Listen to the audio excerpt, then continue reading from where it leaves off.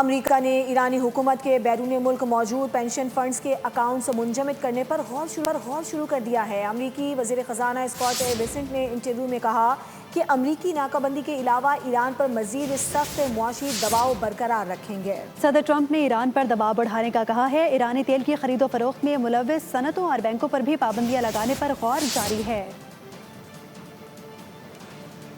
امریکہ نے ایرانی حکومت کے بیرون ملک موجود پینشن فنڈز کے اکاؤنٹس منجمد کرنے پر غور شروع کر دیا ہے۔ امریکی وزیر خزانہ اسکاٹ بیسنٹ نے انٹرویو میں کہا کہ امریکی ناکہ بندی کے علاوہ ایران پر مزید سخت معاشی دباؤ برقرار رکھیں گے۔ صدر ٹرمپ نے ایران پر دباؤ بڑھانے کا کہا ہے۔ ایرانی تیل کی خرید و فروخت میں ملوث صنعتوں اور بینکوں پر بھی پابندیاں لگانے پر غور جاری ہے۔